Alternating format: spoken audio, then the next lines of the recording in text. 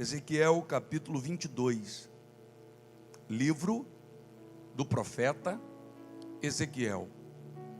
Todo cristão deve amar a Bíblia, carregar a Bíblia, ler a Bíblia, examinar a Bíblia, estudar a Bíblia, pregar a Bíblia, namorar com a Bíblia, noivar com a Bíblia, casar com a Bíblia, viver a Bíblia, ser dirigido pela Bíblia, cortado pela Bíblia, sarado pela Bíblia, lavado pela Bíblia, consagrado pela Bíblia, edificado pela Bíblia, purificado pela Bíblia.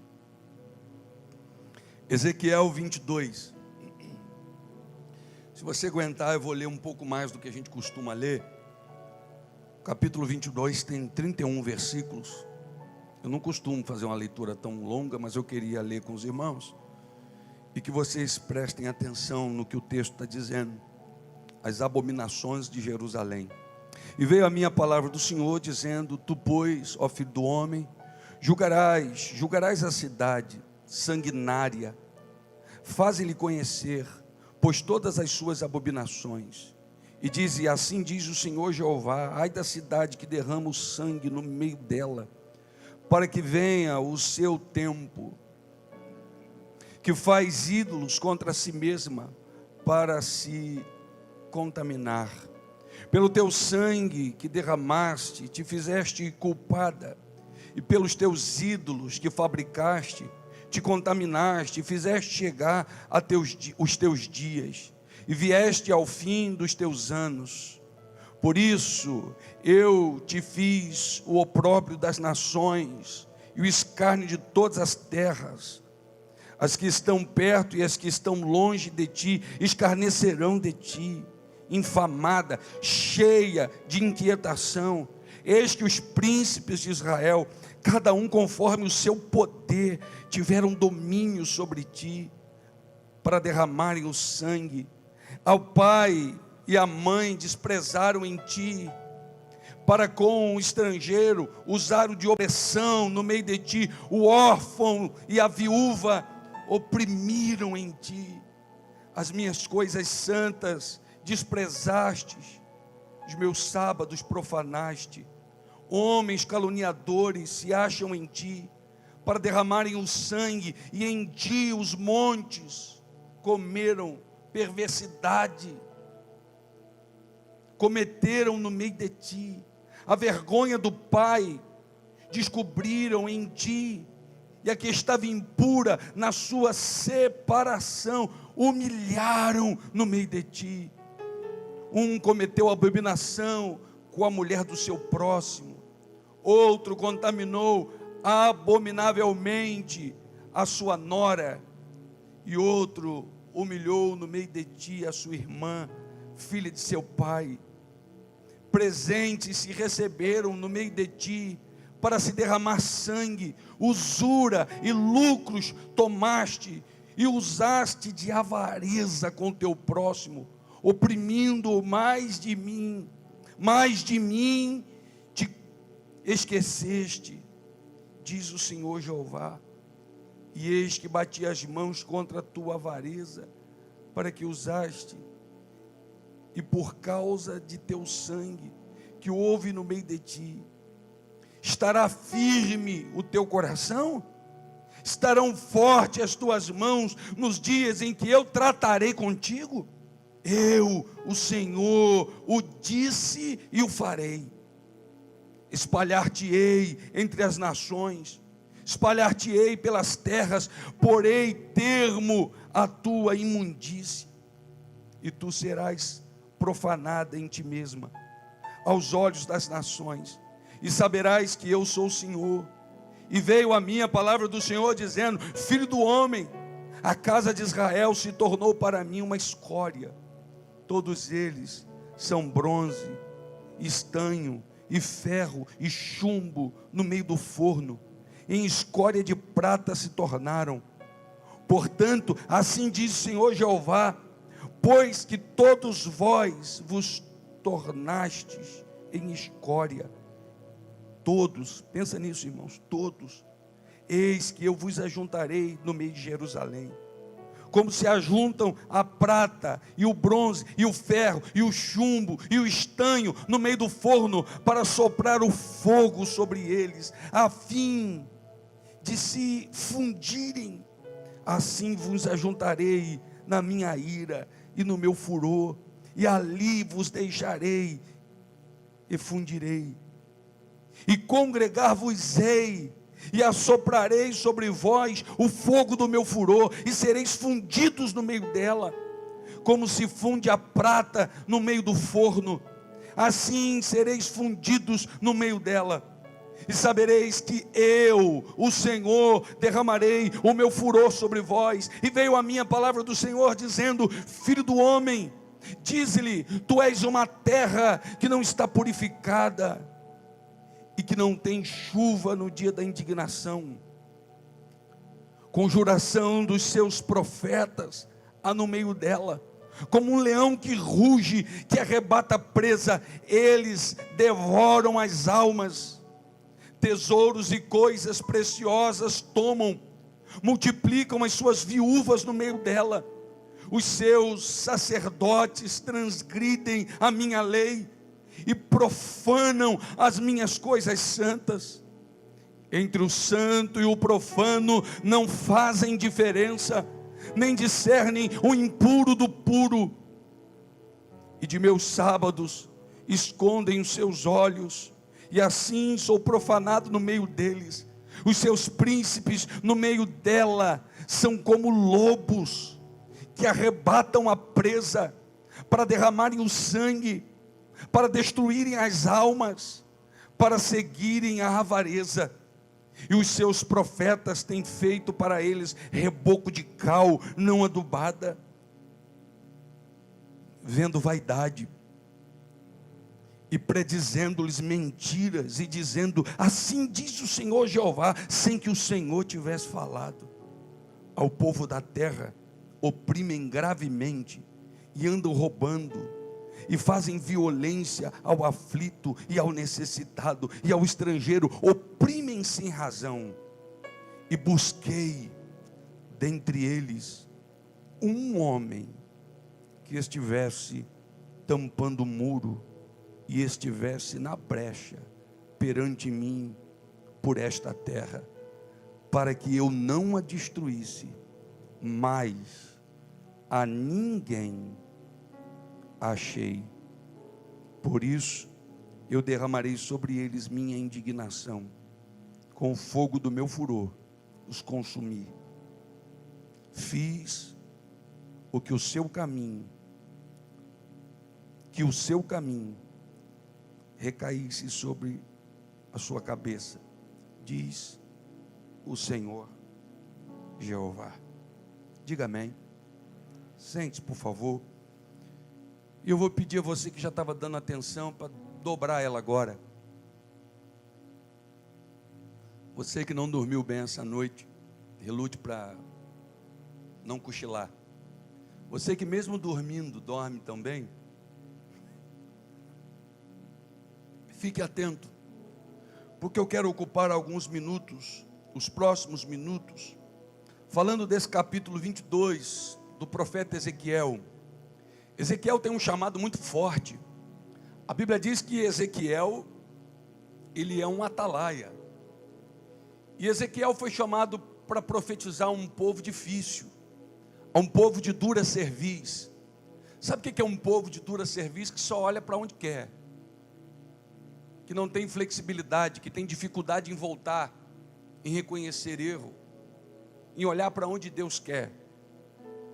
Então Ezequiel, no capítulo 22, esse capítulo 22 de Ezequiel, revela um dos momentos mais caóticos de Judá, um dos momentos mais decadentes de um povo que deveria viver agarrado a Deus, apegado ao Pai em gratidão e amor.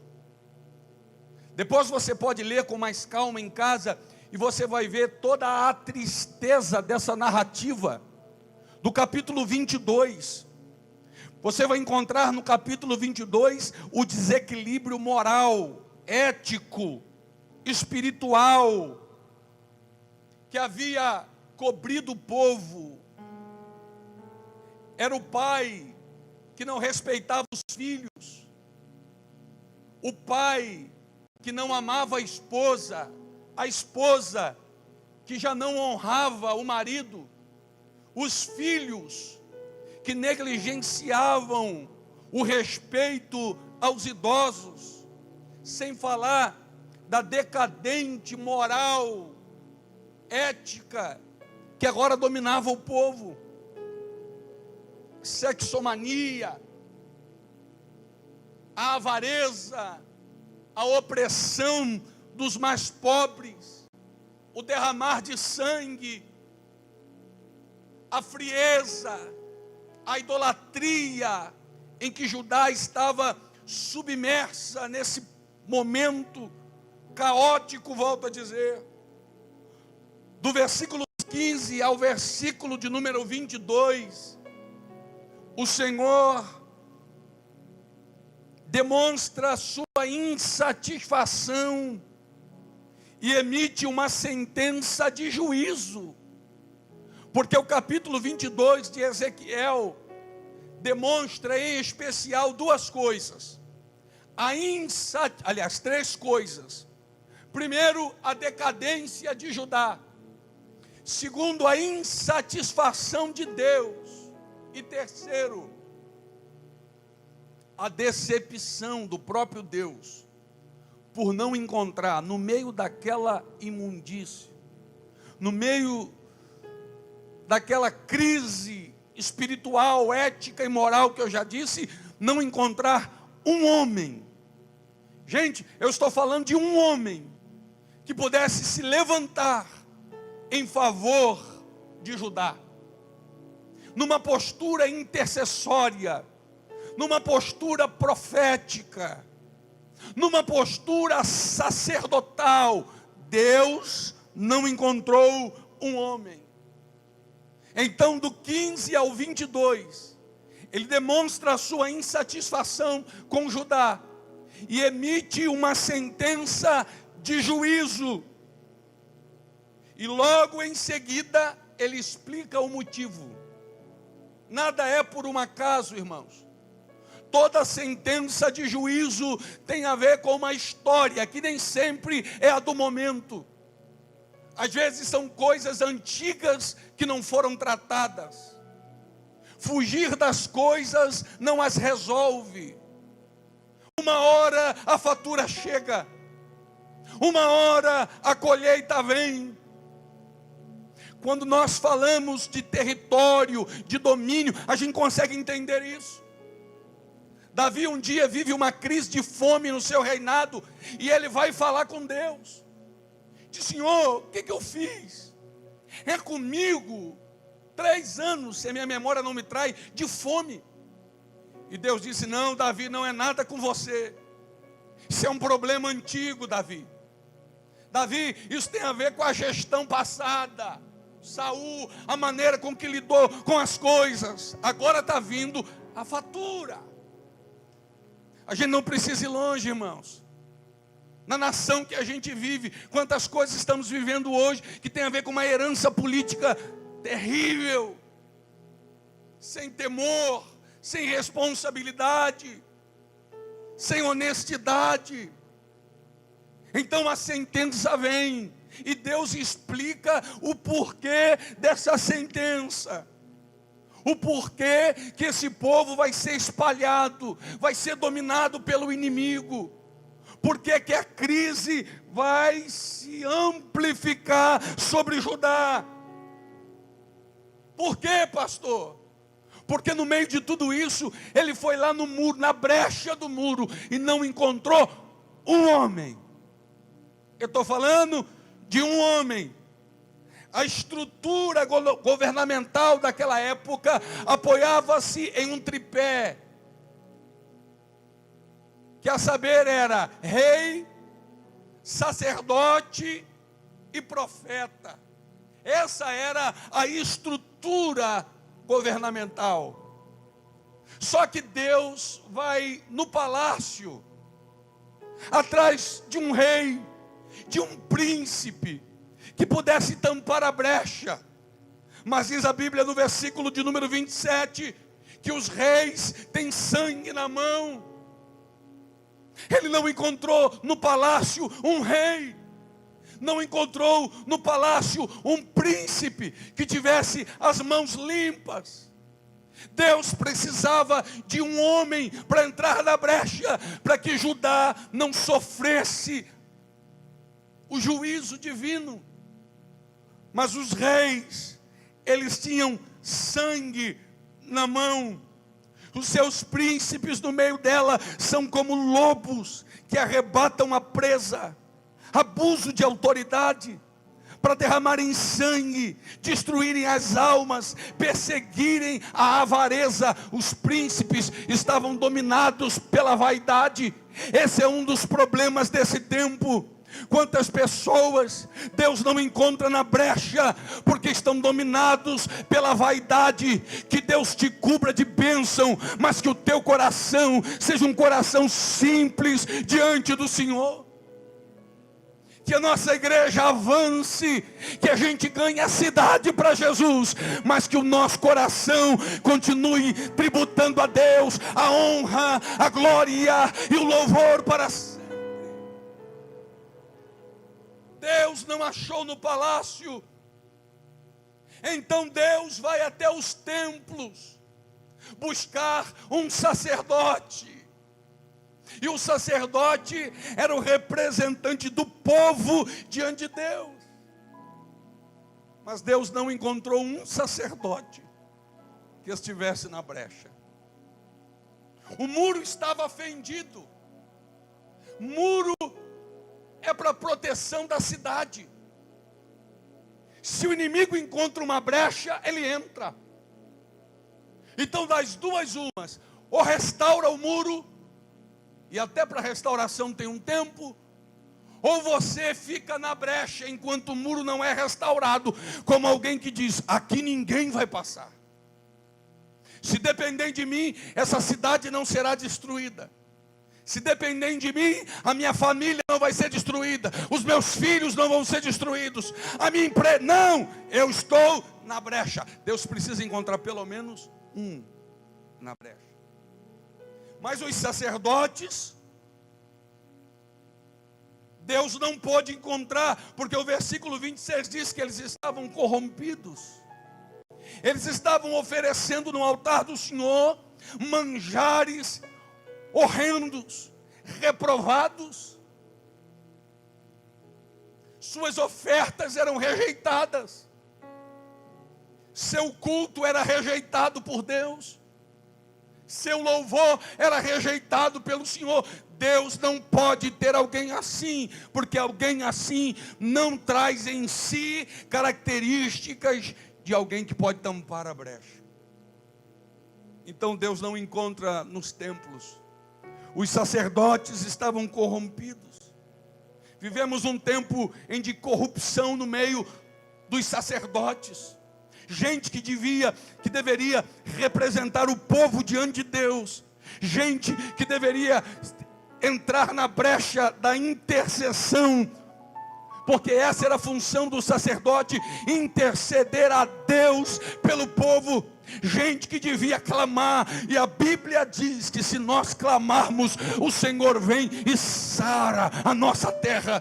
O Senhor vem e sara Judá. O Senhor vem e sara a família. O Senhor vem e sara o matrimônio. Mas cadê os sacerdotes? Estavam corrompidos, vaidosos. Então Deus sai do templo e vai nos montes à procura dos profetas. Não achei no palácio, não tinha um rei. Não achei no templo os sacerdotes corrompidos. Quem sabe no monte eu encontre um profeta que possa tampar a brecha, que possa estar como diante de mim no muro. Mas para decepção, Deus também não encontra os profetas. Porque diz a Bíblia que os profetas estavam abraçados com a mentira. E Deus não abençoa a mentira. Não dá para fazer o certo da maneira errada. Deus é um Deus de princípio. Custe o que custar, ande com a verdade e Deus vai honrar a tua postura. A Bíblia diz que os profetas falavam naquele tempo em nome de Deus, coisas que o povo queria ouvir. Os profetas do Senhor nesse tempo estão sofrendo uma tentação brutal, a tentação de agradar o público, a tentação de falar o que os ouvintes querem ouvir. Mas profeta que é profeta está comprometido com a palavra que sai de Deus. Profeta que é profeta está alinhado com o coração do Senhor. Alguém precisava se levantar no meio de Judá e dizer: gente, uma restauração, um avivamento precisa acontecer. Filhos, respeitem os pais. Pais, protejam os filhos. Amem as mulheres. Mulheres, honrem os maridos. Abandonem a idolatria. Só há um único Deus. Reis, abandonem a vaidade. Reconheçam a soberania de Deus. Mas ele não encontrou um profeta. Não tinha um profeta. Por isso veio o juízo, porque ele não encontrou um que estivesse na brecha. Eu não estou falando de dois, irmãos, estou falando de um. Precisa ter um nessa casa. Precisa ter um no meio dessa família. Precisa ter um.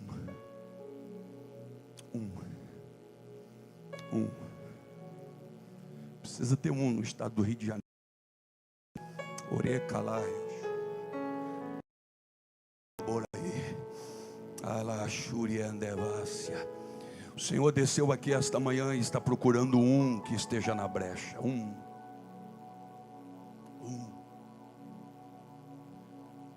Quer saber uma verdade? O diabo só age se dermos legalidade para ele. Sabe o que é a legalidade? É brecha. Ele só pode penetrar se houver uma brecha, uma legalidade. Não precisa abrir. Gênesis capítulo 18, preciso que você preste atenção nisso. Gênesis capítulo 18, o Senhor vem, é muito interessante isso.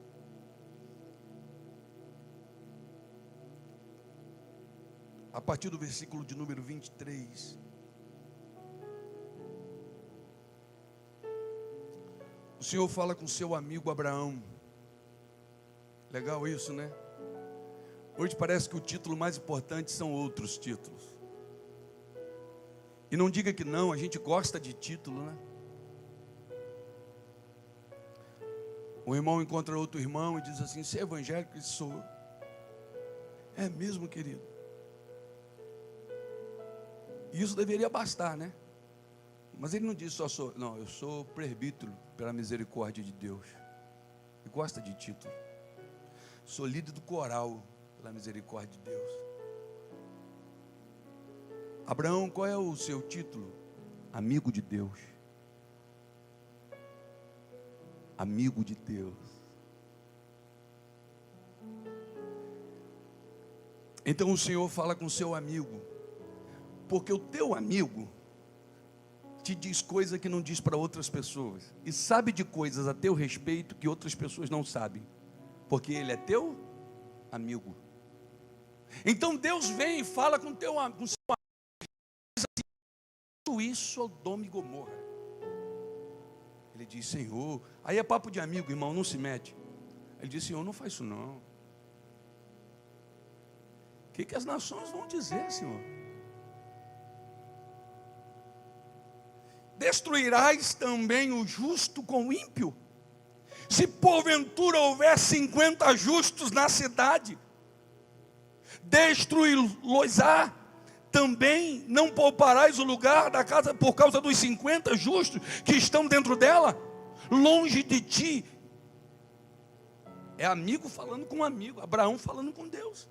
Longe de ti que faças tal coisa, que mates o justo com o ímpio, que o justo seja como o ímpio. Longe de ti, não faria justiça o juiz de toda a terra? Então disse o Senhor: se eu em Sodoma achar 50 justos dentro da cidade, pouparei todo lugar por amor deles. É Deus poupando todo lugar por causa de 50 pessoas. É Deus poupando uma cidade por causa de 50 justos. É o diabo querendo destruir, mas Deus poupando por causa de 50 justos. A cidade até merecia, consequência de pecado, mas 50 justos no meio, dizendo: Senhor, tem brecha no muro, mas a gente está aqui na brecha, não destrói não.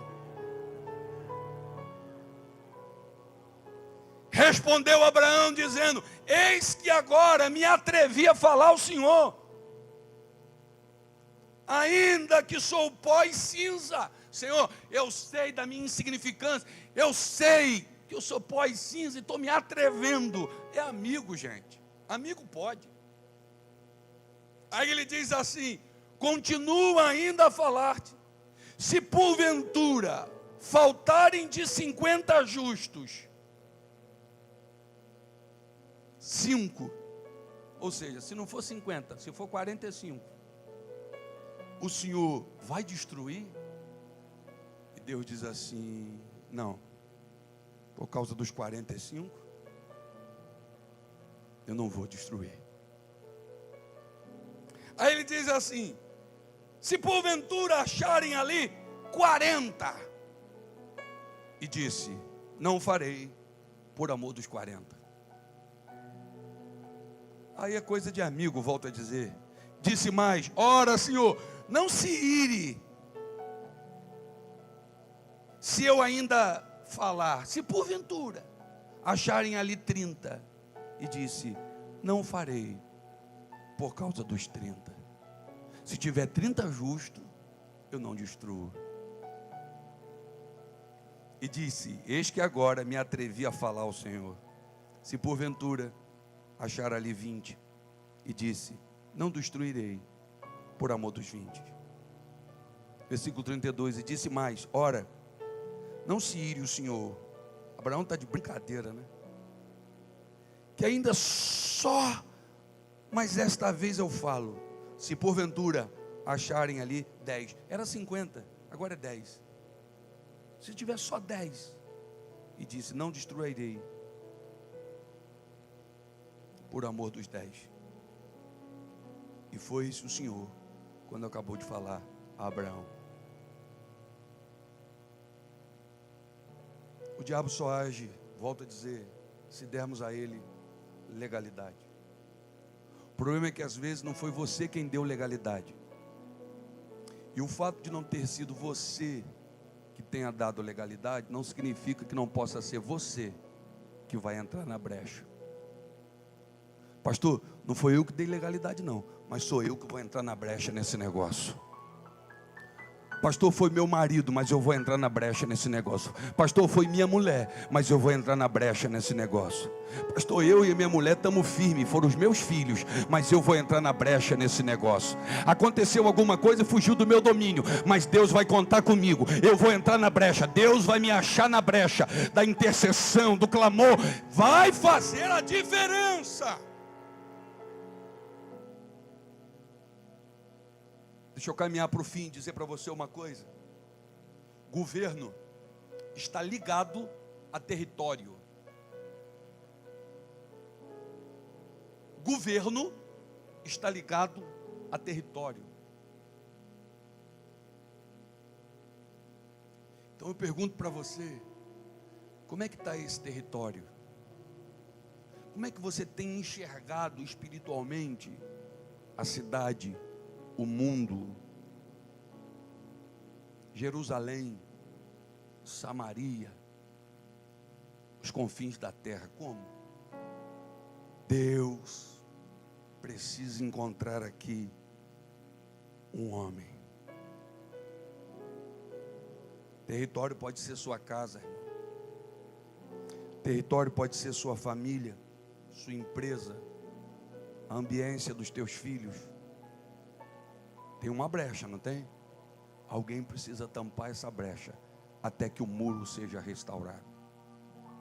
A boa notícia é que um dia esse muro vai ser restaurado em nome de Jesus. Mas a missão é, até que ele seja restaurado, alguém precisa estar na brecha. E aí, com a reunião que vai acontecer no inferno, os demônios vão dizer: olha, eu acabei de vir de lá, tem uma brecha, vamos entrar? Vamos. Aí o outro diz assim: ó, eu passei lá logo depois de você, tem uma brecha assim, mas não vai dar conta da gente entrar não. Lembra daquele chato, daquela chata? Está lá na brecha do muro, a gente não vai conseguir entrar. Vamos destruir aquele menino, não vai dar conta não. Olha aquela mulher de joelho, ela está na brecha. Olha aquele homem clamando, ele está na brecha. Vamos bagunçar aquela cidade, não vai dar conta não. Aquela cidade deu brecha. Gestões anteriores, problemas antigos, mas tem um povo que se colocou na brecha daquela cidade e ninguém vai poder entrar. Oh, bendito seja o nome de Jesus. Charles Spurgeon, um dia, numa conferência em Chicago, ele pregando, ele fez uma citação dizendo: o mundo ainda não viu o que Deus pode fazer através de um homem que se entregue plenamente a Ele. Eu vou repetir. Charles Spurgeon, um dia, numa conferência em Chicago, ele disse: o mundo ainda não viu o que Deus pode fazer com um homem que se entrega plenamente para Ele. Enquanto Charles Spurgeon falava isso, levantou lá da plateia um moço de pequena estatura, veio à frente, levantou a mão e disse: Spurgeon, pregador, eu quero ser esse homem. O nome dele, Dwight Moody, que antes de morrer, ganhou mais de 1 milhão de pessoas para Jesus.